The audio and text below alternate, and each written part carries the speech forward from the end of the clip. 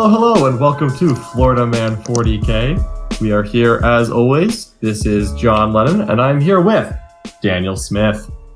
Hey guys, how's it going? I'm also here with Jimmy, normally does the nicknames for me, Prescott. Hello there, everybody. How's it going on this fine COVID-filled afternoon? You know, it's actually not full of COVID. That's the whole point. Speak for yourself. We are safe, and oh no, I am so sorry. I've been feeling congested the past few days on my deathbed. Yep. Honestly. Leave your collection to me in the will, please. All right. Hell yeah. I get All that. right. Anyways. So we are going to cut each other off repeatedly. Daniel, go. Okay. I really didn't have anything to say. I just ordered Drago and Stern while we were talking before this podcast, so that was cool. That's all I'm going to say this entire podcast. Nice. That's probably not true. You're also going to talk during the first of our two sections, which is discussing the concept of initiative in Warhammer 40,000, especially ITC missions. But we're also going to be talking in part 2 of the episode about Imperial Guard. We're just going to kind of blow through the different factions here over the coming weeks, as we don't have any events to cover. So we're going to keep talking about factions and also just game concepts. Just to kind of keep ourselves fresh as we continue to practice over Tabletop Simulator and also learn about other armies that maybe none of us primarily play. First things first, we're going to be talking about initiative. And I think this was actually Dan's idea, but it sounded pretty good. So we're mostly going to be talking about kind of how you have to lean into your role as attacker or defender after you win or after the initial roll-off is decided. Yeah, and about a month ago, I feel like Dan presented the idea of doing attacker and defender for the podcast, and I was like, I thought that these were arbitrary terms, and was like, I think we've already talked about those types of roles in games generally, and didn't realize until we played Tabletop Simulator last week, that's what they refer to in ITC missions now. I haven't played this game in too long. Man. That's what Tabletop Simulator is for. I think, Jimmy, you actually just downloaded Tabletop Simulator, right? And I think Dan got on board as well.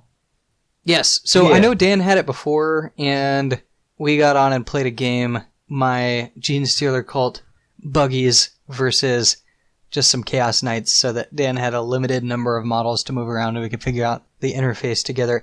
It didn't go super smoothly, but afterward I spent a few hours tinkering with it, and with that time did figure out ways to mitigate the time spent on moving models and things. So I'm hoping that round 2 goes a little bit more, I don't know, quickly? Yeah, I've managed to play a couple games of TTS now, and the more I play, the faster it goes. Actually, the mechanics go. And also talking to players that have been playing it for a while, I'm starting to pick up on some more tricks on how to kind of speed up the game. So I think as you just start to play more, I think it'll just naturally go faster, kind of as you'd expect.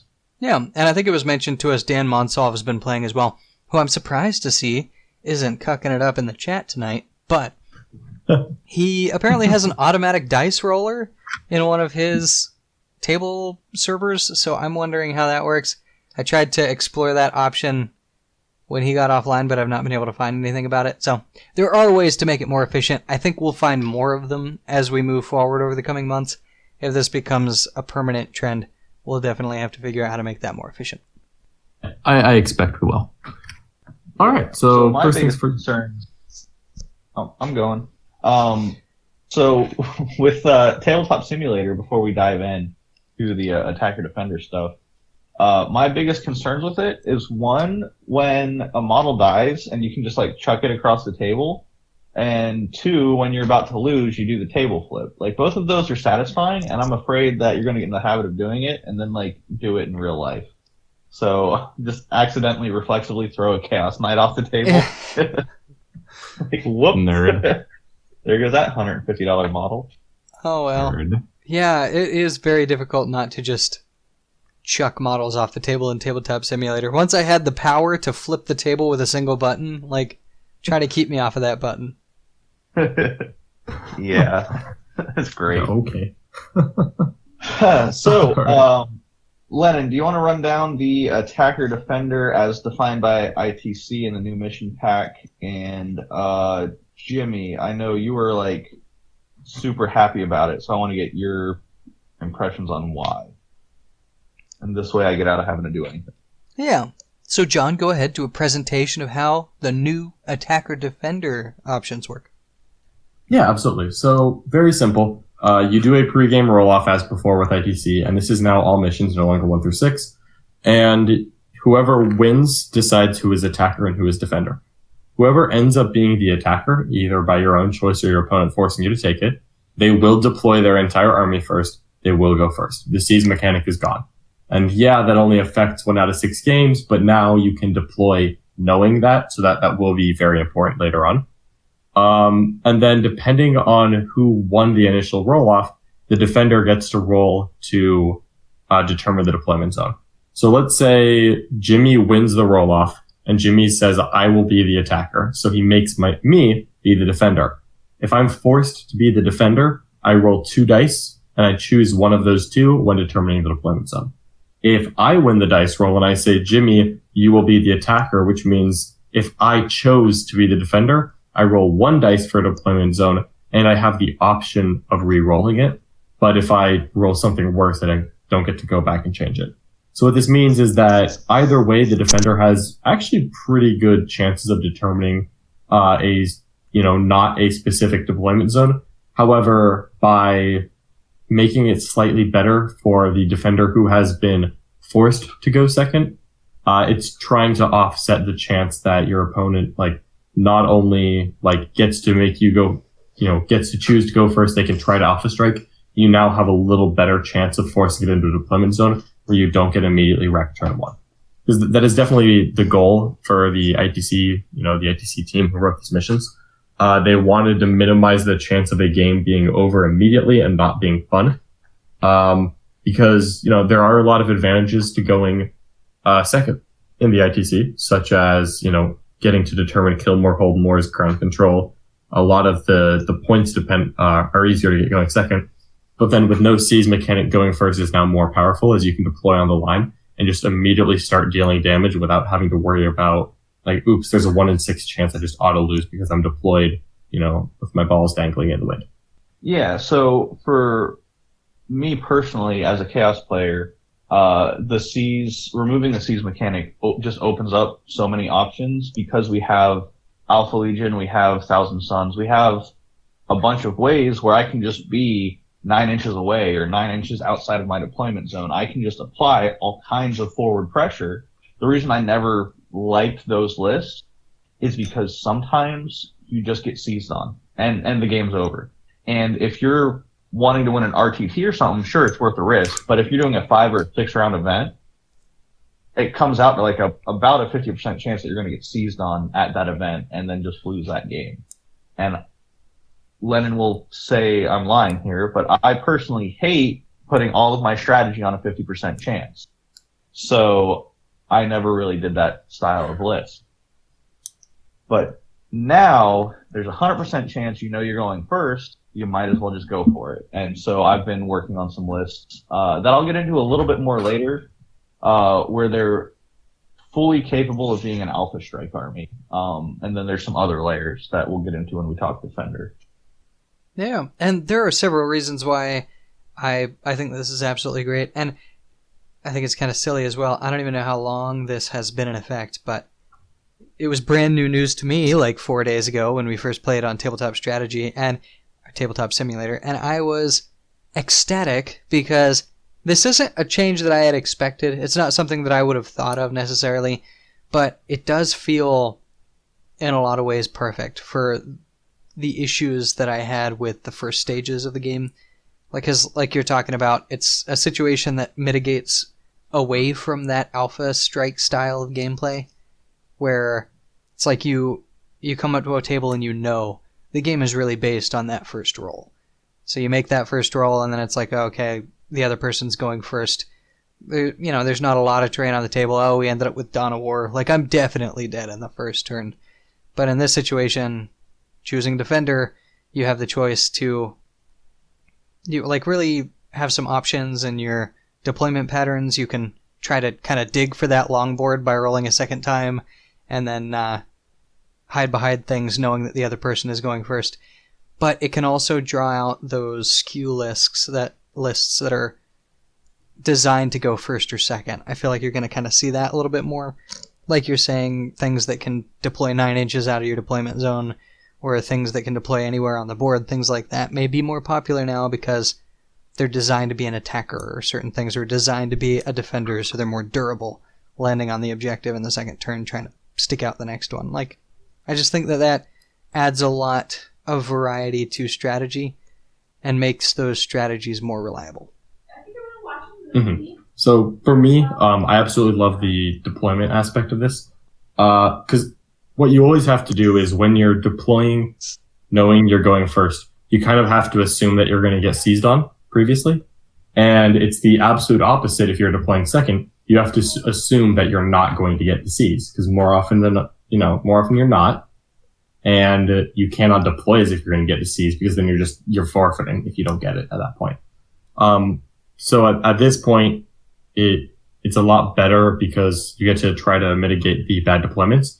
Because I definitely had some lists where I was like, okay, if I go against Raven Guard and if I go second and it's Dawn of War, I've lost. And that's, I always will go into a tournament like kind of saying, I acknowledge that this could happen and it's just an acceptable risk. Well, now they have made that, even less likely because my opponent has to force me to go second. So I have to lose that initial roll off. Then I get to roll 2 dice and I need one of those 2 to not be Dawn of War. And that's very likely at that point. If I play against Raven Guard, there's a 17 out of 18 chance that I do not go second on a Dawn of War equivalent. Can it happen? Yes. They have to keep the possibility there to make sure that you build your army accordingly. Now I can make that decision going into tournament and feel even safer about it, that I'm going to have some play in that scenario. And also it does simplify things a lot as far as speeding up the game. Because when you deploy going first, trying to get that alpha strike, also trying to make sure you don't lose if you get seized on, it does leave you kind of in a very weird middle of the road where you've got 1 foot on the deployment edge, like, oh, I'm going to go first and punch you. And then you've got 1 foot behind a wall, like, ooh, if I get seized on, I don't want to lose every single model. So that balance, I think it's a huge improvement. Honestly, after I've played with it a while, I do think it is much better than what we were doing before. Yeah. And also, I know we weren't necessarily wanting to move into secondaries and things, but just that coupled with the way that they've moved the game it's less about killing and more about holding the board. I'm hoping that kind of causes a shift towards more durable armies, which I just don't like the feeling where you put something on the board in the beginning of the game and your key pieces, even 50% of your army in some cases, just gets wiped off the board before you get a chance to respond. And they're really doing a good job of moving away from that in this way where you have the defender role that has really a lot of power at the beginning of the game. And then when everybody wants to be a little more durable so they can hold those objectives to get the primary objective points, it moves away from that alpha strike option. And in that way, kind of makes you feel like you have a fighting chance through the whole game if you're playing it right. So I like that style of game a little bit more. And as I get more experience with this rule set, see if it goes in that direction, but it seems promising. So what I have noticed, and I'm sorry, Dan, go ahead. Oh, I was going to just talk a little bit about list theory with armies that are able to do both the attacker and defender role. So that's a little bit of a conversation if you wanted to finish your thought first. Sure, thanks. So what I've noticed that top players are not taking the removal of the seize roll to make alpha strike armies. So like what you mentioned, it feels bad to just go second, lose 1,000 points. Because that does feel bad. What I have noticed, however, is that in the limited tournaments we've had, the best armies are the ones that when they have the role of attacker, either by choice or by force, they don't just try to kill their opponent, because there's always going to be that one matchup where it doesn't work, that one table where you don't have line of sight. The defender knows they're going second. They don't have to deploy a single model in line of sight. Like when I'm the defender by my own choice, I'm just like, well, I see where your guns are. If I deploy here and you move 6 inches in any direction, you can't see me. All right, your turn. Oh, what's that? Now it's my turn. Great, because you didn't shoot me. They're not going for the heavy alpha strike. You're going for the board control armies that can immediately grab the board on turn 1. So this is why Tyranid suddenly got so much stronger than they had been up until this point. It's because if you're going first, you're not getting a siege on. You put 30 gaunts on the line, you immediately, spend 2 command points, double advance, double move, do all the cool tricks that Tyranids are known for, and you literally make a line across your opponent's deployment zone of you cannot move past me if you don't fly. And suddenly you're on more objectives. Even though they're going second, they cannot physically reach enough objectives to take those points back from you. And then you've already gotten the bonus. You control the board so effectively immediately. And you can do the same thing by just running crisis suits and 40 drones forward, or a possessed star that can't be shot because there's Rubric Marines or like something in a box and then a character in front of them. You immediately grab that board control so effectively that going second doesn't matter. Like, you're going to have more objectives at the end of their turn because they physically cannot get to all of them in time. And I think that's the strongest army right now, is the very quickly deploying or redeploying armies that can go first, grab the table, and immediately start cranking out secondary points, bonus points, because those got easier to get. And they can secure the hold more, even going first, purely by just covering the board. Yeah, and that's kind of the specific list I'll talk about is Chaos list I've been working on, where I essentially am bringing 2 units of Rubric Marines, some Chaos Terminators, and some Obliterators. And the reason I like this is between Alpha Legion and Thousand Suns, like I was saying earlier, I can just move across the board at turn 0. So if I'm going first, I can get hyper aggressive and go for an Alpha Strike. If I'm going second, I'm not going to deploy everything like in the same way, but I can still get hyper aggressive with a unit of Rubric Marines and line like you just described, but do that with Rubric Marines instead and create my tempo, knowing I'm going second. You're going to do this to me if I don't do it to you. So basically, it's applying the same theory, but you are protected from going second and having someone do that to you because you're doing it in turn 0. And of course, with Alpha Legion, you also get conceal. So like, if I'm fighting a horde, I have my Terminators, I put my Rubric Marines up front, I conceal my Terminators, so they're safe and they're ready to reset the line on my turn 1, bottom of turn 1, and etc. So I've created this initial wave where I can push you back faster than you can push me back. And if I'm going against just a pure Alpha Strike crazy damage army, Terminators, Obliterators can both deep strike, and you can spend command points to deep strike Rubric Marines. So if I'm afraid of just getting tabled, I can just take everything that's not a character off the table and then put little units in terrain and do like Lennon was describing and just not get shot off the table. So there's a little bit of play based on which type of archetype that your opponent is bringing. So lists that have that flexibility and mobility are going to be key. And that's Grey Knights. They've got the ability to deep strike every turn. Thousand Suns do. Genestealer Cult.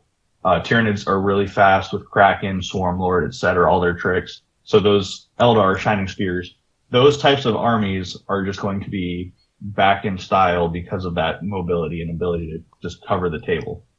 And I actually kind of think that Grey Knights are maybe not as strong in the attacker defender type missions as they could be.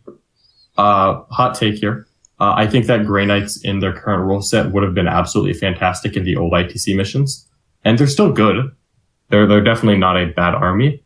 However, I don't think that they do the attacker role as well because they don't want to go take ground. Like, as tough as you can make a paladin unit, yeah, it's awesome, it's so durable, great. You can't just park a paladin unit in front of your opponent's army and see if it lives. Like, if someone puts a paladin star with all the defensive buffs, deep strike or Gate of Infinity over to me, shoots something, probably kills whatever it shoots at, the rest of my army is going to pick it up. Like, it's not that scary that you can just take ground with it, which means that if it's an attacker, yeah, it'll get its kill, but it's not really pretending that it's getting all the board control, and then your opponent's going second, they get the points. And if as a Grey Knight player, if you're a defender, you don't have the body count and the redeployment to just go take objectives from people. Because if I put myself on an objective, you can shoot me off of that objective, but you're probably not ending up with your unit in that spot. And so I just don't think that it plays the all-in on attacker role as well as it could. Yeah, I agree. Grey Knights, to me, they don't really fit either role very well because they want to take out assets early game to gain board control late game, and that's great. Except they're limited by range. If they deep strike too far away from their castle, then they're losing all their buffs. So they're caught in that in between.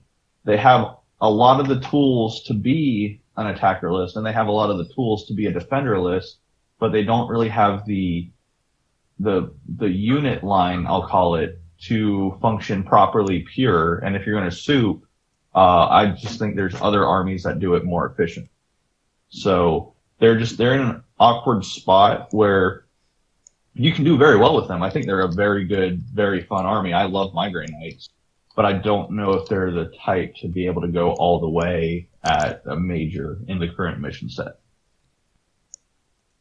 I think that's a pretty safe and reasonable assessment. We won't be able to prove that for a while. And Grey Knights certainly are good. I don't see them getting above the X and 1 once the tournament scene resumes full speed, assuming that it's still 8th edition at that time, because we don't really know what's going to happen. That's my take on it. Let me phrase it this way. They're strong enough at GTs and some majors. It's the super majors, the events where all the names show up. I don't see them taking it all the way. I mean, obviously, you can have Grey Knights can win a 60-person event probably comfortably in a lot of places, but it's the events is what I'm kind of getting at. Okay, that makes sense to me. Yeah, because I know someone's gonna in 6 months going, "Hey, Grey Knights won. Y'all suck. Y'all are stupid." They'll have plenty of reasons to talk trash about us, and that's if we have events in 6 months. At this point, I'm hoping I can go to events in September. Like theoretically ATC could happen, but I'm not optimistic about it at the moment, but we can hope. Anyway, attackers and defenders. The attacker defender thing is a lot more balanced than I kind of expected early on before I played it. So I always was of the opinion that defender was stronger than attacker. And I never really rolled the C's because I just like going second. I don't think I've actually had a meaningful seize the initiative in a solid year. Or no, I had one at the SoCal Open where I seized on Carlos Kaiser, and after my turn 1, I kind of looked at him and said, I really shouldn't have rolled the seize because I managed to not kill a single unit or inflict literally any meaningful damage. So I don't really need to seize the initiative is my decision. Is I shouldn't even roll it. They took that away, fortunately.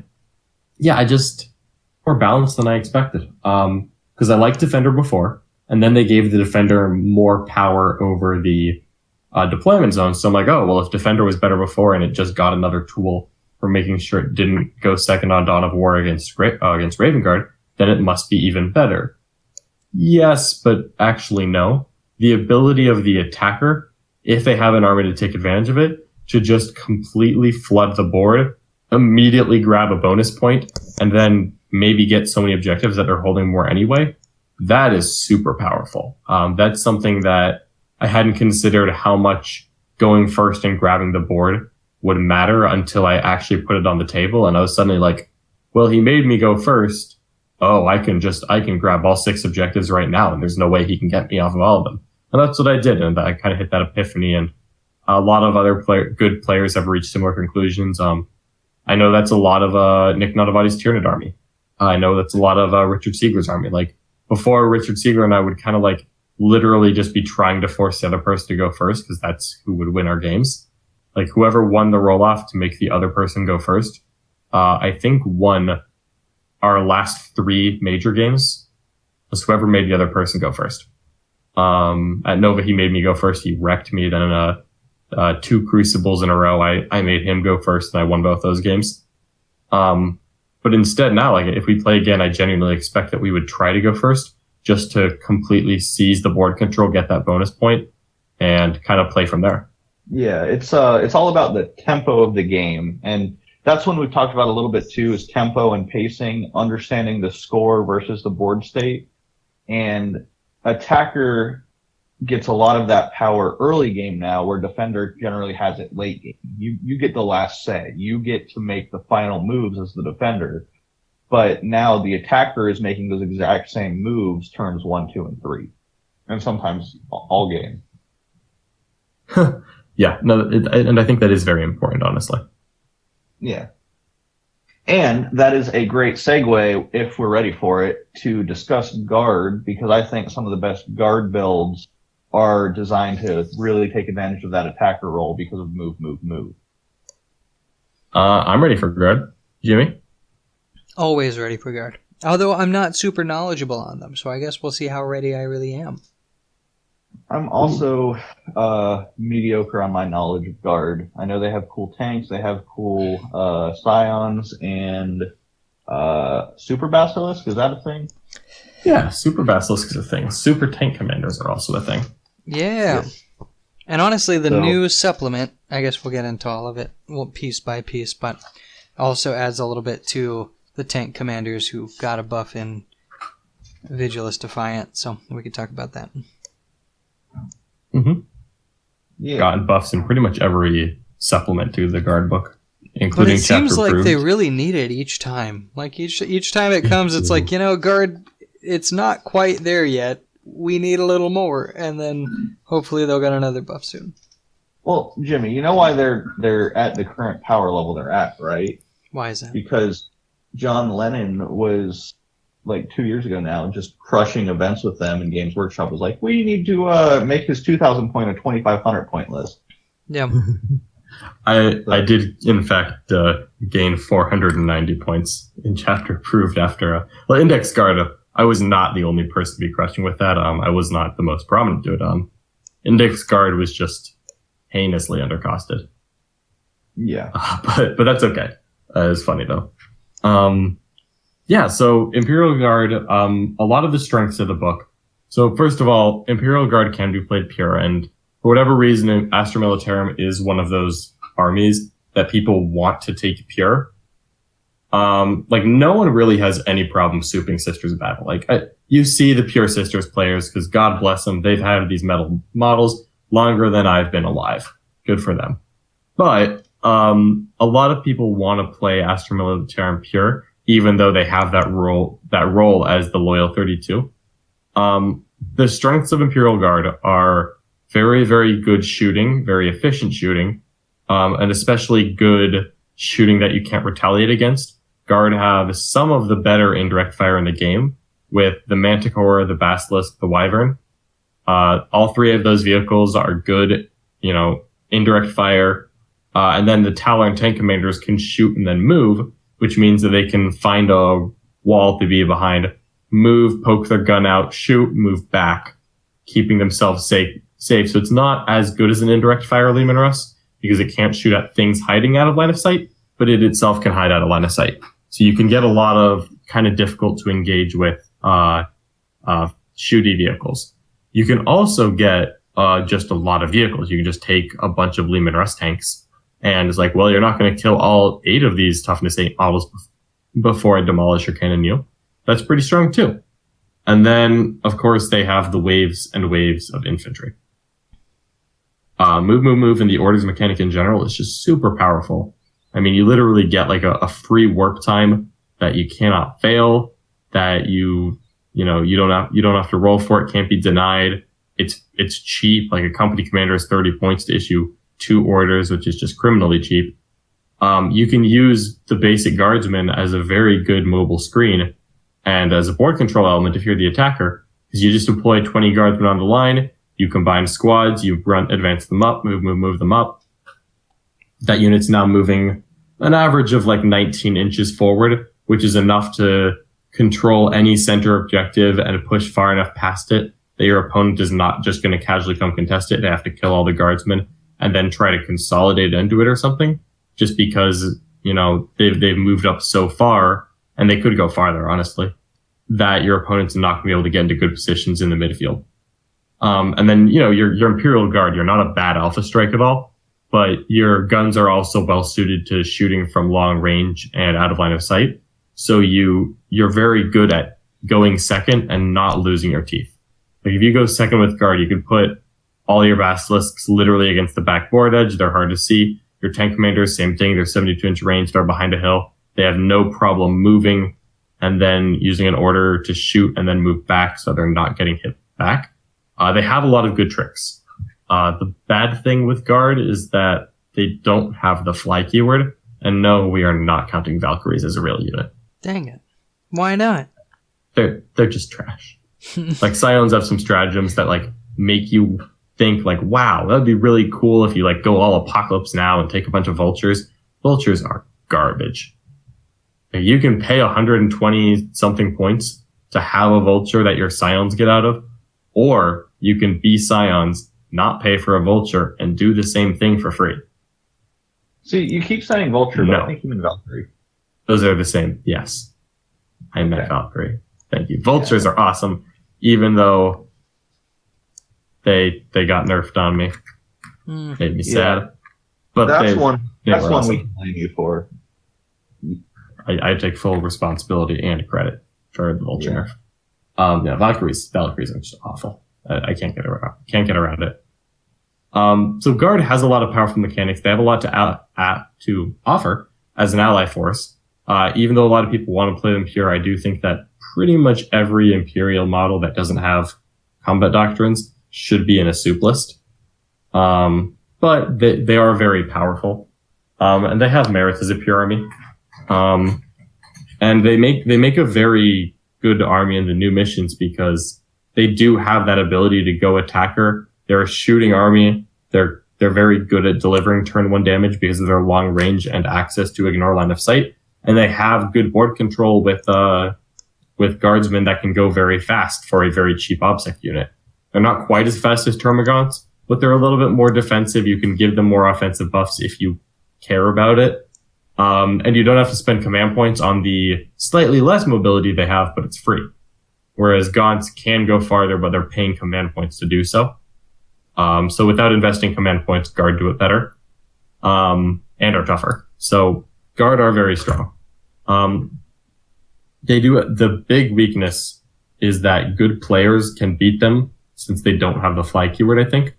Because if you run and throw those guardsmen up, if I tri-point that unit and then tag my entire army into that unit, well, it's like now what? Like Guard don't have a lot of great counterattack. Bulgrin are fine, but Bulgrin are worse than Centurions in every way that can be measured. So it always feels kind of bad to take Bulgrin in. Yeah, you can give him a 3-up interval in close combat. That's really great. But, they're just, I don't think that Bulgrin have aged well, even though some people like to use them. So for me, at least, it's not as big of a deal. Yeah, so Jimmy, I know you were kind of doing some homework today, looking into Guard. Sorry, Corona. Was there anything that stood out to you? I guess we'll start Codex because we've got a few books we can go through, and I don't want to start referencing too many different things and getting convoluted. I'm very much wanting to go like a beginner standpoint. Is there something that really stood out to you or something you want to try just from the Codex where you're like, I could see me building an army around that? Man, don't try to limit me by saying don't reference too much. My most exciting thing was coming from 3 different books. So, one thing I gotta start with is the only time I've played Guard in excess, just, playing Guard all the time, was right around ITC last year. And I had a portion of my army that was allied with 1 knight and then the Caladius tanks. And, but what is his name again? Starts with a V? Valoran or some shit? No, you threw me off because I had it, but then you said V and I was thinking Voldus. Sorry. Yeah. Trajan Valoris. Trajan. Yeah, his name is Trajan.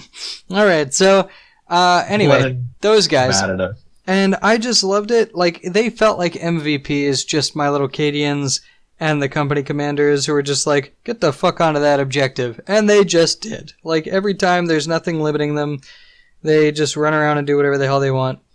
And after having played that, I moved back into armies that aren't able to just like be like, I really want that objective that's 30 inches away, and they just go get it for me. I had to move into more practical means, I suppose.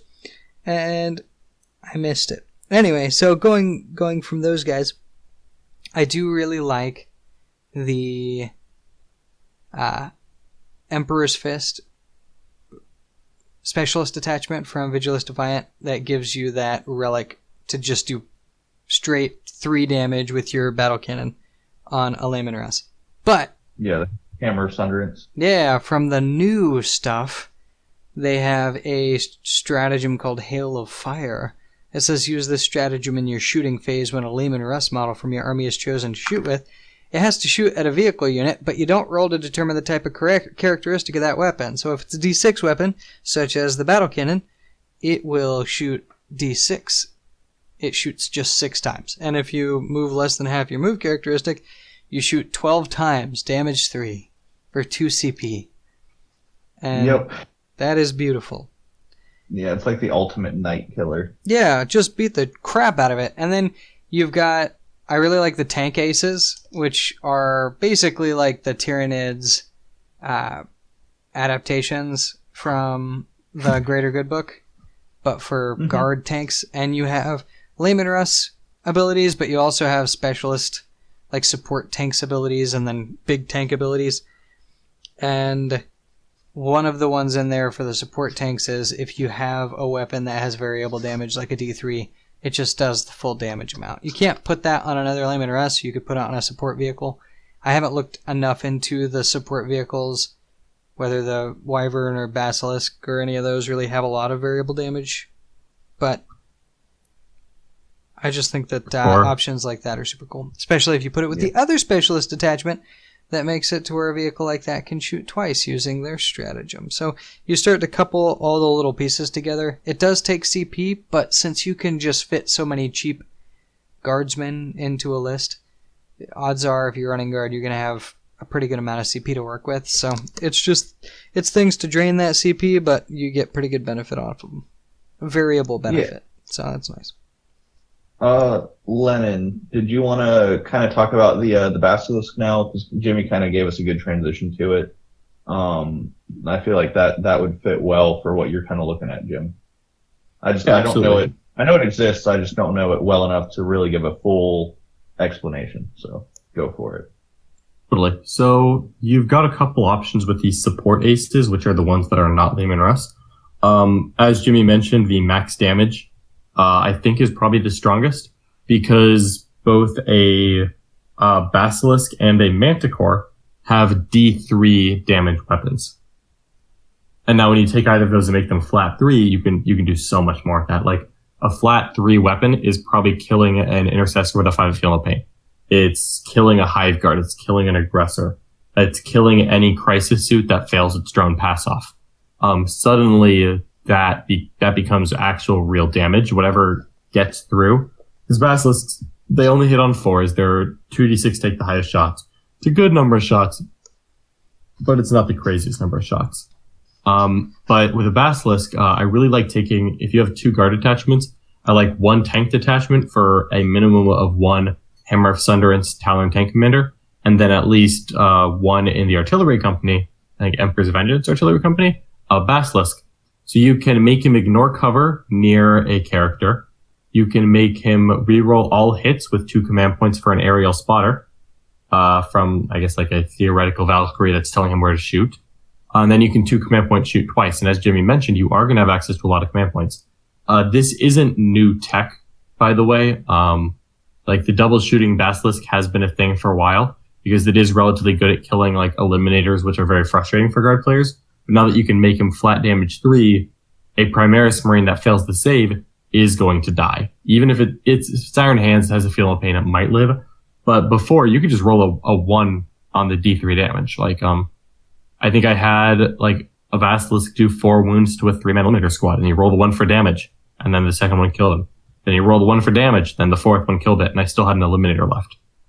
Like that's very unfortunate. When you've got this, it just makes the Basilisk a lot more consistent by taking away one of those failure points. You can also do a Manticore. Manticore is kind of a good plugin if you only have the 1 guard attachment. A Manticore only has 4 rockets, so it is only firing 4 times a game, which means double shooting a Manticore is not exactly valuable. And that's good because I don't think the strat works on it. But if you're taking just 1 guard attachment, you want that Talon tank commander, and you want him to have access to the Hammer of Sunderance. He can take the Hammer of Sunderance. He's flat 3 damage. You have a Manticore in there who doesn't need the Emperor's Fist Artillery Company buffs. He gets a tank ace. He's flat 3 damage.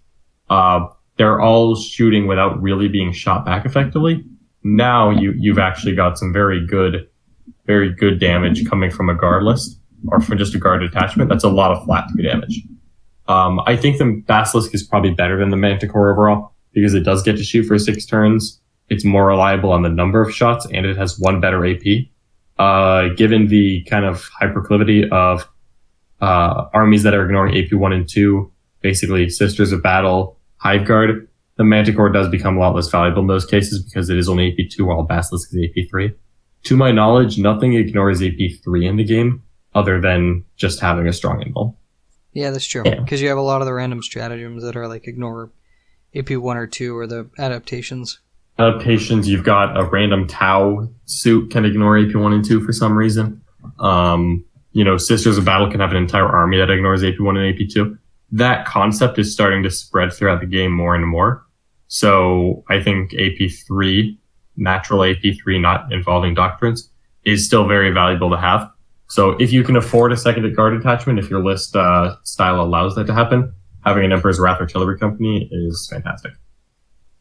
Other than that, we haven't talked about Scions yet, but I'm going to take just one more minute to talk about how awesome tank commanders are. Again, I've mentioned Talon a lot. You can do custom traits for a tank commander, and it's awesome.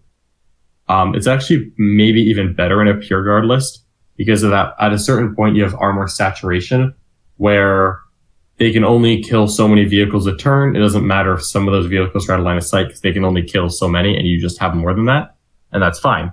Then you can take like plus 6-inch range Lehman Russ, which makes the Demolisher Cannon awesome. And then you can also make your vehicles all reroll number of shots, so half of the Catachan trait, and you don't care if you're infantry or plus 4 strength because you're just not taking that many. That's super good, super great. You can make some really powerful, especially Lehman Russ, vehicles with those custom traits. I like Talon because you can take a limited number of armor and still effectively hide them to make sure that they don't just auto die.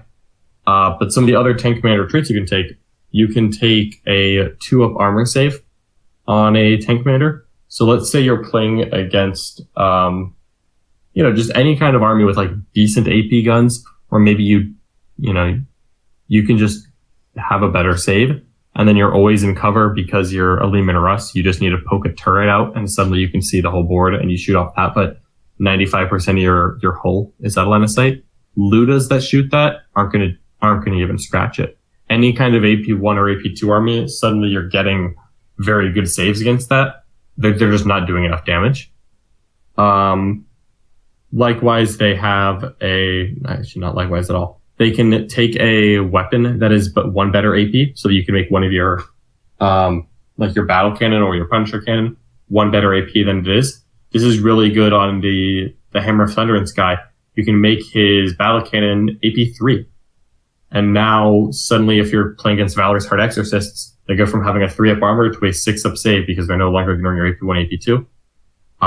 Just the general, proliferation of Marines in the game and 3-up armor saves. Having AP 3 is fantastic. You take them down to a 5-up in cover and a 6-up out of cover. They're failing those saves a lot more often. You're going to get a lot more damage.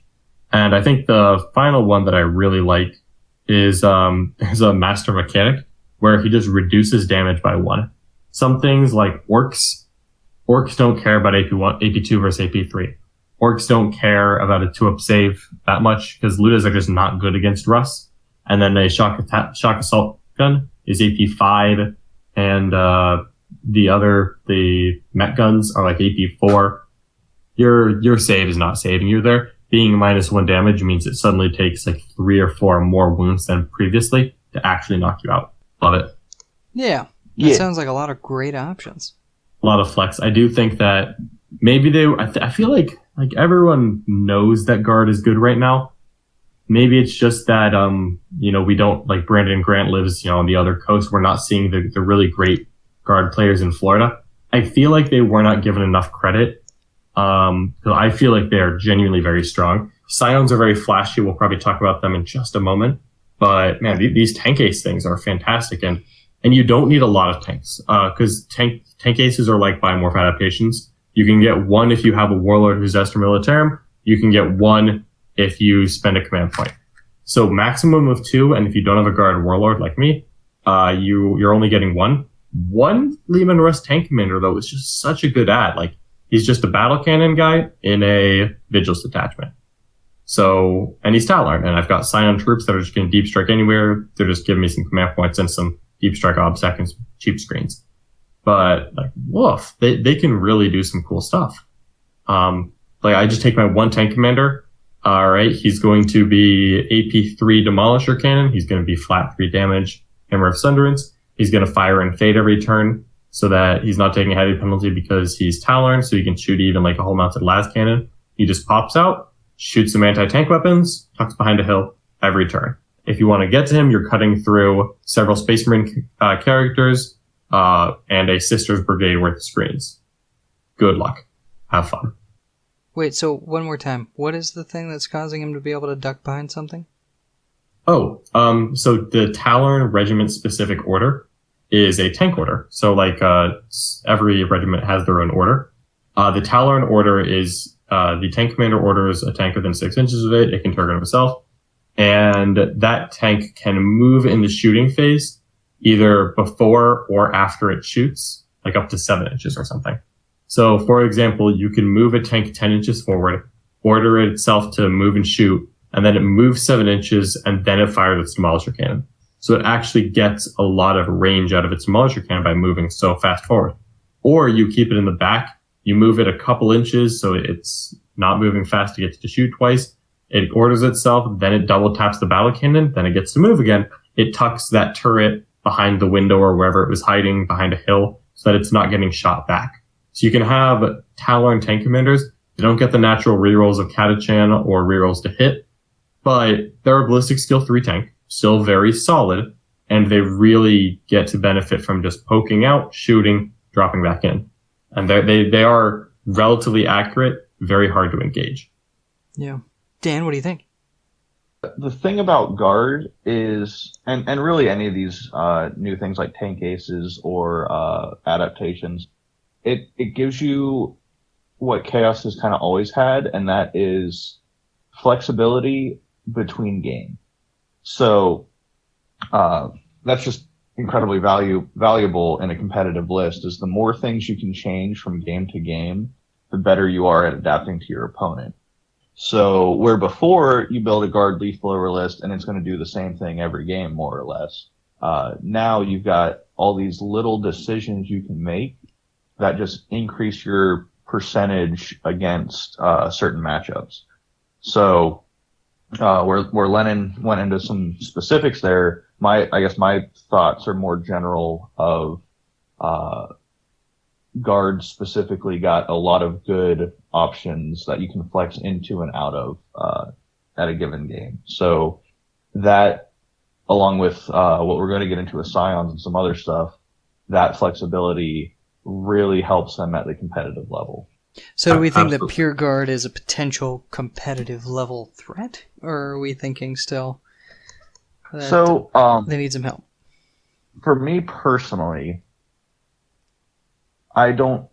there's no incentive to take Guard Pure because they don't have a doctrine or similar. You get everything you want by detachment, not in your army list. So there's no reason to take it pure because you have other armies to add that will do job A better than Guard. So you lean into Guard strengths, which you're going to have 2 tank commanders, you're going to have a few units of guardsmen, etc. That at most is like 1,000 points, and then you're just taking stuff to take guard. Or you can take, like Lennon's talked about, a Sisters Brigade, get you a ton of command points. You get a little bit more durable infantry. They're maybe less mobile as far as they don't have move. They've got other tricks to be mobile, but you can really start to shore up the guard weaknesses with other armies. Sisters of Battle lend themselves the most because they do have the fast flying screens. They have some deep strikers that can get reliable charges to tag enemy tanks and things like that. So instead of being pure guard, you can address more issues by souping, and you're not losing any benefits to do that. So for me personally, if I'm taking guard, it's going to be in a soup list. I have the same take. Guard are very cool, and they have a lot of really good tools, but they don't have a chapter tactics, a combat doctrine equivalent yet. There is no bonus to being pure guard other than saying that you're pure guard. And the guard buff characters are so cheap that it's not a problem of like, oh, I've already invested, I might as well take more. Like once you take Guilliman, you've spent 300 points on this buff character. You might as well take more Ultramarines. Once you take a 30-point company commander who only affects 2 units a turn, you don't need to take another detachment of guard to get the points cost, the worthy points out of a 30-point company commander. You don't care that much. And guard are very, very prone to close combat armies, where if guardsmen get wrapped by fortuned shining spears, you just can't do anything about it. Like, they're gonna fall back and kill 20 guardsmen, spend some command points, they're going to charge again. They're going to tag all your tanks while they're shooting you with their indirect fire guns, and the Shining Spears are just wrecking you. And even if you're Catachan, you get a couple extra attacks. You're a 2-up save with a 5-up Feel No Pain. Like, you're just not killing them at anything approaching a reasonable rate. Fulgrim are only if you win in combat. So hitting a 2-up armor save unit, alright, you're getting back down to a 3-up armor save. You'll kill a couple, but the Bulgrim are slow and the Spears are fast. Same thing, Kraken Gene Stealers are so much faster than Bulgrim. I can just easily hit a different spot of the army from the Bulgrim every turn, and they'll never catch me because they can't advance and charge or move twice or do anything cool. They're just slow and defensive, and they just try to spread out enough that that's okay. I just not as big a fan there. All right, that's fair. But they're still great. Like I really like them as a soup option. And Scions are baller. I absolutely love Tempestor Scions. So I guess to talk about why. So Scions are interesting in that they're an Astra Militarum detachment. So just taking them gets you the guard strats. But you have to be a pure Scion detachment in order to benefit from Scion traits. But Scions don't block normal guard regiment traits. So you can take, for example, a battalion that's 3 Scion squads, random HQ choice, and a Talon tank commander. If everything is Scion, you're not a Scion detachment because you have a Talon tank commander. But that Talon tank commander gets to be Talon still. So he gets his order, I guess he gets it anyway. He gets to ignore the penalty for moving and firing heavy weapon, which is cool if he takes sponsons or a relevant hull gun. But you have to be pure Scions to get the Scion buffs. If you go that route, which means no tank commanders, no basilisks, which is the main loss, the Scion traits are very strong. Personal take is that I think the Iotan Dragons and the Lambda Lions are the 2 strongest. Dragons give plus 6-inch range. You get that really sweet 24-inch hotshot lasgun, means you're rapid firing out of deep strike. In my sister's list currently, the old version, I had just a battalion of 2 primes and 30 hotshot lasgun Scions. Just 3 units of 10. You deep strike in, 37 shots each, AP2. You actually get work done. You don't have any rerolls, it doesn't matter. That on average kills 2 intercessors that are standing in cover. So you just drop that in mass and just rapid fire people. You actually get stuff done. They're annoying to kill. They're very cheap. They're very cheap, but you just deep strike them in cover. They've got a 3-up armor save. You can easily take cover for a 2-up if someone tries to just like cheeky kill them. They're not going to be easy cheeky kills. They do enough damage, you have to respect it, and they give me command points. fantastic detachment for 290 points. Lambdan Lions, you can give them the 5-up invuln, and you can give them with a relic, and you can give them reroll 1 to the Warlord trait. While that's awesome, you now actually have to invest in them because those are buffs that are exponential. So it encourages you to spend points in them. If that's the type of army you're trying to build, awesome. Lambdan Lions can take 10 mans with 4 plasma guns and a plasma pistol. You deep strike in, you naturally reroll 1s, which means you order them to reroll 1s to wound or to reroll the wound against vehicles. They're suddenly, again, very, very effective shooting units that deep strike in are annoying to dig out and will continue to do damage until you deal with them. They're a little more expensive, but they're still giving you command points and overall are a very cool toolkit. I think both of those are great. A fun trick with Scions, however, is that you only need 1 Scion detachment to unlock the Scion supplement. So what I personally would do if I were playing two guard detachments, I would take 1 pure Scion detachment, and that's awesome. I make it dragons, for example, and they get their fun rapid fire stuff. That's great. Now you can take other Scion units in another detachment, and because you have 1 Scion detachment, you unlock the keyword for all Scions. So now you can put a Gorgons unit in your Talon battalion, and it won't take anything away from the Talon units. You just actually get the Gorgons keyword on your Scions. Now you unlock stratagems, relics, and warlord traits, even if you don't get the pure buff of like their chapter tactic. The Gorgon pure buff is cool, but it's not that great. For 1 command point, deep strike 5 inches away instead of 9 inches away. Having just 1 unit with like a command squad of 4 plasma guns or a bunch of flamers is awesome because now your opponent has to think about that as they deploy their entire army. That 18-inch gap that they had to leave is now a 10-inch gap to make sure that you can't fit in between 10 inches of models, because then you just get to here's 4 melta guns, 4 plasma guns, that character's dead. Because most characters, you get 4 shots, 3 hits, 3 wounds, they fail, 2 saves, 2d6 damage done. He's dead. Very cool. There are some very, very cool tricks in that. Yeah, and those are like the little bits that I enjoy that kind of make the guard shine. I would like to be able to play guard army at some point again. I don't really feel like I'm close to it just because of the allies and things that you kind of have to finagle with as well. But I like where the Scions currently are. Yeah, and guard is not awful at all as a pure army. Like they're still quite competitive. I think the only problem is that Bulgrin are your only main melee unit, and I've always felt like Bulgrin are not that hard to outplay for a very good opponent because they are limited in what they do. You can make them very defensive. They're not terrible in melee. They're not that expensive, but they move 6 inches and they charge, or they advance and then they don't charge. Those are the options. It's very hard to get caught off guard by Bulgrin at this point because you, the guard player, are very rarely getting to dictate with the Bulgrin. You're more using them as you're not going here. That doesn't mean you actually get to deal the damage. And yeah, you can say, okay, that's very valuable getting to dictate that your opponent doesn't try to come into your gun line. That's awesome when it works, but Bulgrin are not the biggest fish. And some people can kill Bulgrin. And there are some armies where that's fantastic. You get to have your Bulgrin, but they have Centurions. And if they can keep the Centurions safe from your tank commanders, the Centurions will come in more often than not. A charging Centurion unit will do really mean things to a Bulgrin unit, especially if they're white scars where you can advance and charge and then still fire your flamers on the way and you're killing a bunch of guardsmen, charging the Bulgrin. You get to dictate the combat because you're faster and have more reliable charges. Then you get to swing first. You kill enough Bulgrin that they're not killing you back, and you win. That's what I'm afraid of.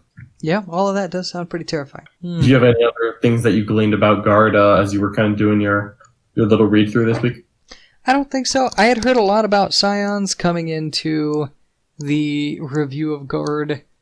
I always lean more towards a mech list. I really like tanks, so I liked the whole shooting twice with artillery, just the different options that you could get with artillery, and then the buff to the Layman Russ, which I feel like any 40k player, I honestly feel like a Layman Russ is kind of like a central model of 40k. Like most 100%. Most players have one, even if they don't play guard. because it's very common. And being able to see it actually get some love with relics and CP options in the current game, I really like that. So that's more. I was leaning toward a mech list with maybe a little bit of sprinkle of Scion, and I feel like we've talked a lot about that.